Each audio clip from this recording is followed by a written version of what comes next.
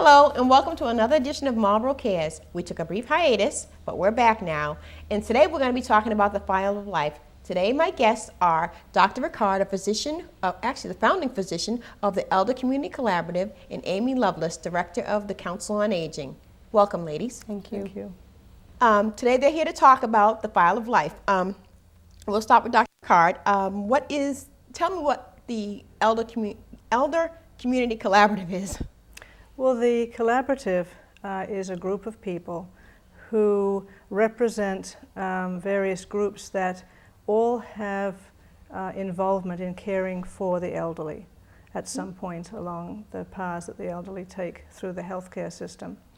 So there are representatives from all these groups on the collaborative, and we come together to work on issues that involve communication between the agencies and just elder issues in general. Okay, why don't we discuss what the file of life is? The file of life came about through one of the initiatives of the group, where we're trying to improve communication. The elderly travel a lot in healthcare circles, from home to emergency room to nursing home to doctor's offices, and all over the place. Plus socially are in other places like the senior center. And so the file of life is a form that has two sides to it. That is side one and side two. We don't have the people on the forms, but the form, and I'll go over the form in a minute, but the form has information on it which is designed to alert different people who may encounter the elderly what conditions they have, what medications they're on, and other things like that. So this actually comes in a small form, like one of these, which people can fill out. And so there's two sides to fill out, and then it folds up and goes in this sleeve, which has a magnetized back, and then can magnet onto the refrigerator or wherever. Oh. So that all the important information is available for EMTs or paramedics who come to the house. Plus it can be taken by the elder person to their doctor's office or wherever, to get updated. So that's sort of in a nutshell, the file of life. Shall I go over the individual parts of that? Okay, great. The important things on the form are that obviously we want your name and address and who your primary care doctor is. Because if you land up in the emergency room or you're having a problem, it's good so that the person taking care of them can contact your primary doctor and get more information. We also would like the names of emergency contacts, because if sometimes there's a need to contact them to let them know they're having a serious problem. So there's various spaces there for 2 or 3 names that you can put in and phone numbers so that you can contact them. If for some reason the person cannot communicate because they may be unconscious, then we need to know who's going to speak for them in the event that you need to make some medical decisions, and that's called having a healthcare proxy. So we've got a space for who the healthcare proxy is and how to contact that person.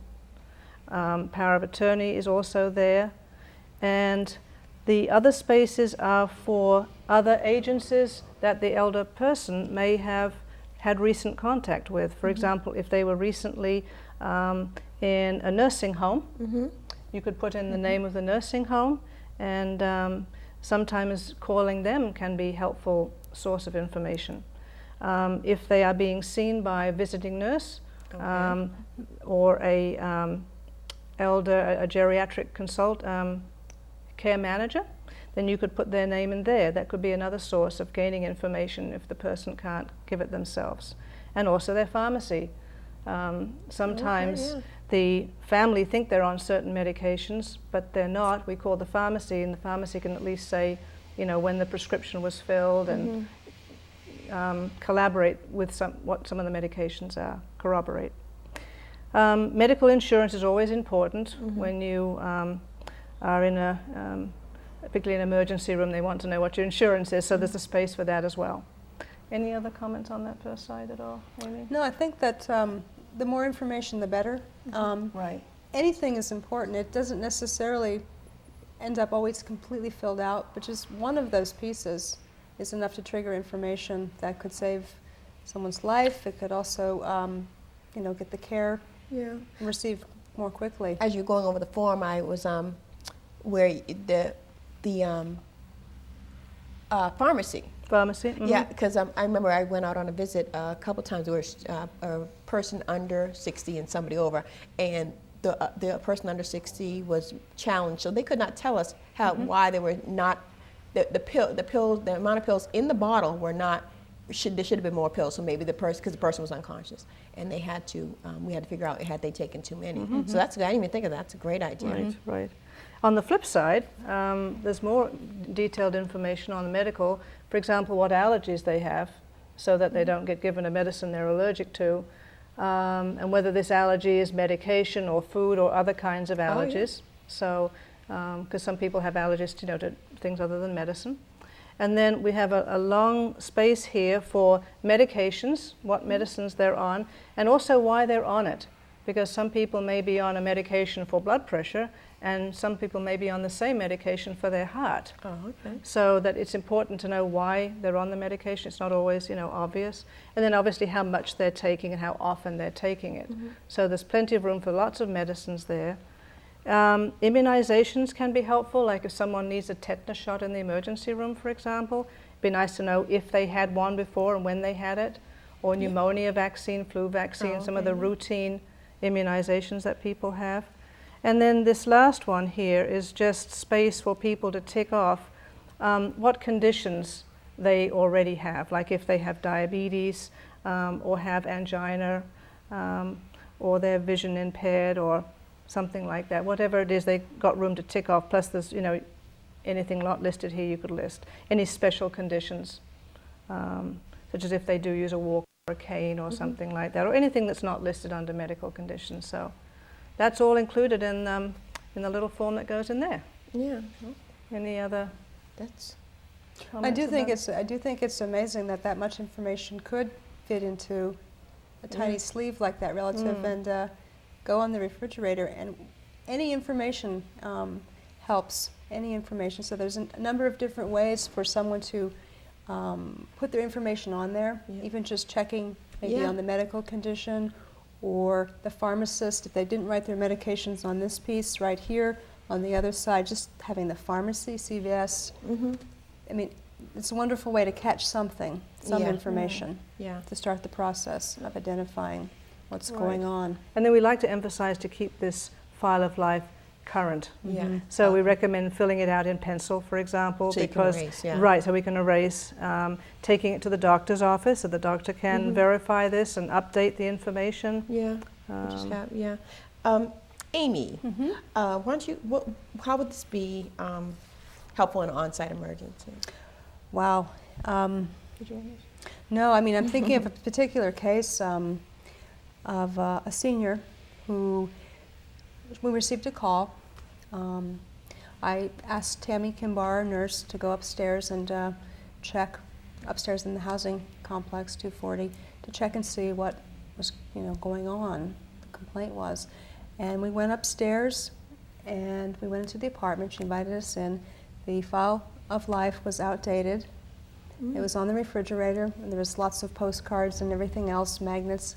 So it was outdated, and we went in, and Tammy, of course, being a nurse, she's licensed to go through the medication. And what was there was a huge bag of medication. Some was expired.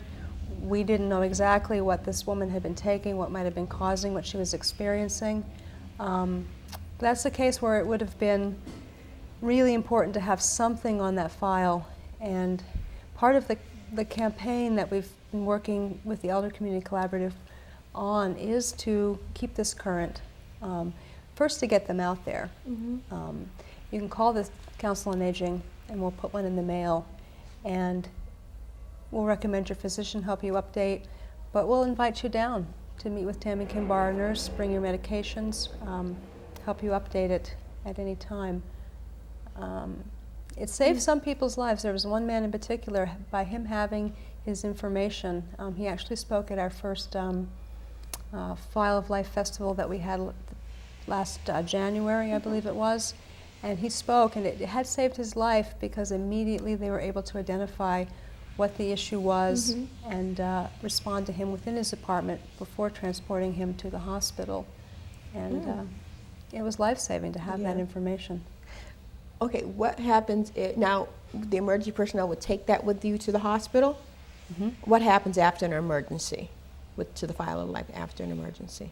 Well, what happens, the EMTs then bring the emergency medical technicians, bring the form into the emergency room. A copy is made so that it's in the patient's chart. So it becomes immediately available. Not only have the EMTs used it, when they're assessing the patient and determining what may be going on, and they're calling ahead to the emergency room saying, we have a patient with such and such a problem, these are the list of medications that they're on, this is what we think is going on. So it gives people some heads up on what may be wrong with the person that they're bringing in. Then when they get to the emergency room, the nurse can get the information, the emergency room physician gets the information on there, and again, looking at medications that they're on, looking at diagnoses that they have, and of course notifying family if they don't know that the person's in the emergency room, and also notifying their primary care physician who may not know that they're in the emergency room.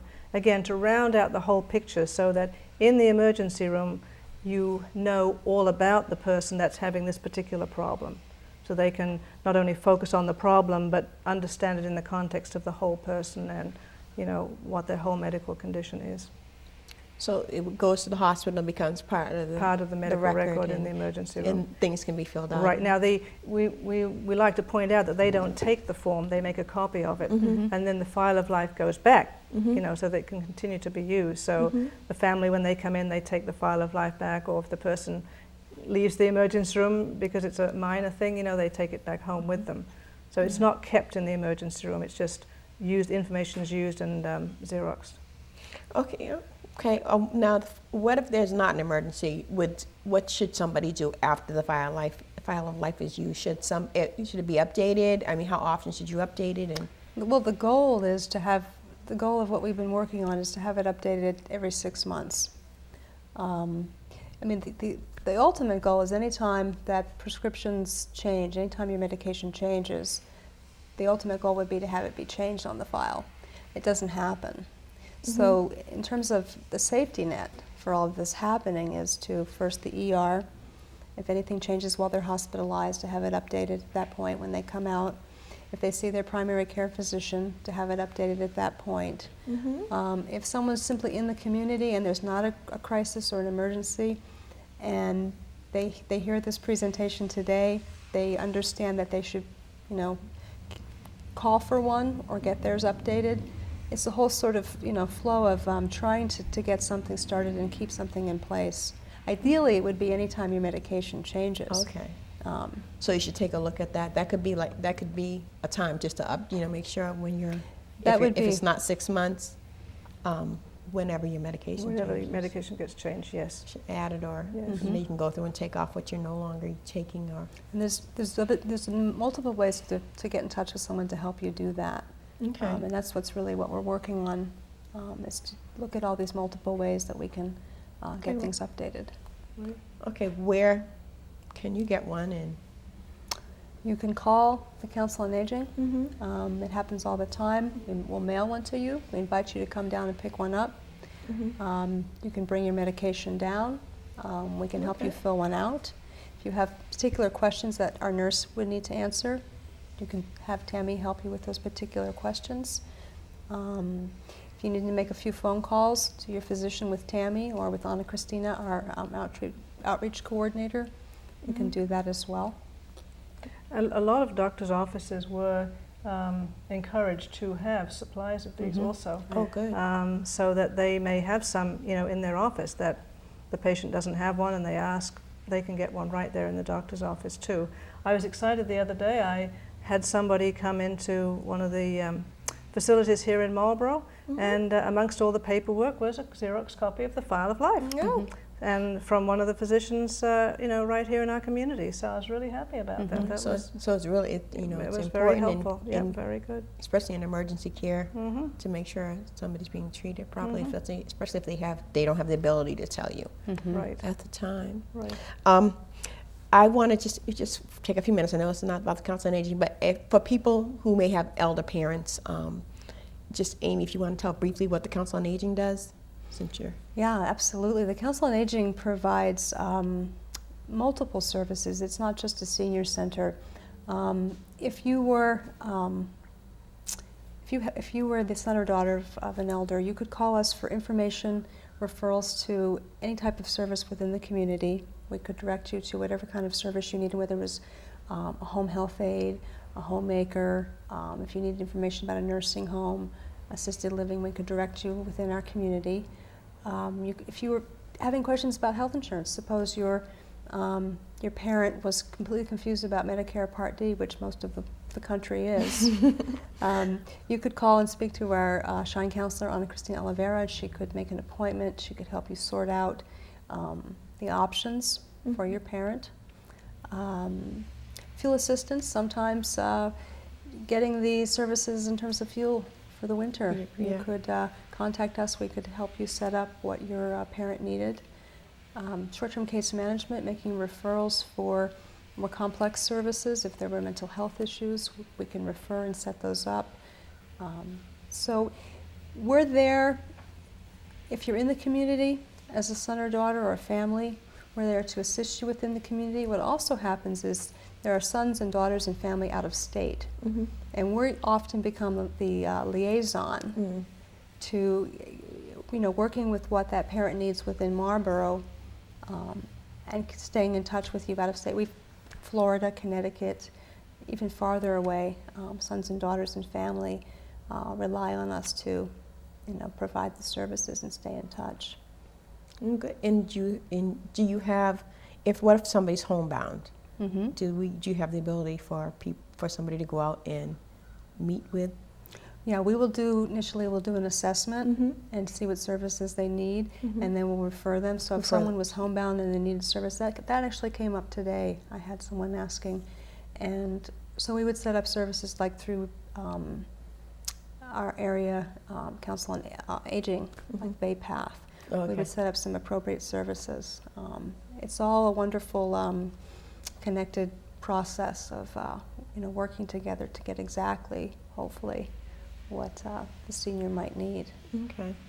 So, and you offer classes and things as well? Or yeah, the Council on Aging, that's sort of those services I've just described. And the Senior Center is the more social, educational sort of classes and activities, anything from computer classes to mahjong to art classes to genealogy to intro to Portuguese. So there are two components that are, I think, really important. So those are available. Just wanted to make sure people knew that's Right. out there and available. Okay, so so you guys are encouraging people to get the File of Life just for the reasons we just went over. And it occurs to me, could anybody use that? Like maybe somebody's disabled? Absolutely, right. When this is not, certainly we're promoting it within the elderly population, but it doesn't have to be confined just to the elderly. Anybody really could use one of these. And just thought of, when you said that, I actually just filled out one of the small ones, and when I go biking, it's in my back pocket. That's an idea. I'm clumsy as all get out. Yeah, we know. I've seen it. And I thought of that, and I thought, that's the thing to have in my back pocket. So if I fall off my bike, suppose I can't really, I'm disoriented, there's an emergency contact, there's my healthcare proxy, there's my insurance, any medical issues or allergies, it's all right there. I can't carry a purse or... That is a great idea. Yeah, It fits right back into the... It does, Yeah. it does. Wow. And it's plastic, so if you sweat, it's all, it doesn't run, the ink doesn't run. Okay, Amy. That's like having one of those medical alert bracelets. It is. Bracelets. Yes, That's just, exactly. that is such a good idea. Look at you, just started a trend, Amy. Well, I'm clumsy on the bike, so. Oh, I'd picture that. I'd like to see that. See you on a bike. Okay, ladies. So I want to thank you for coming. You're very welcome. And again, we encourage the elder community or anybody with disability to have one. We want to hold it up. The File of Life. It just gives all sorts of information to people in emergency situations, emergency personnel in emergency situations where you're unable to speak. So, so once again, thank you, ladies, for coming. Thank you. And we'll see you again. This has been another edition of Marlborough Cares.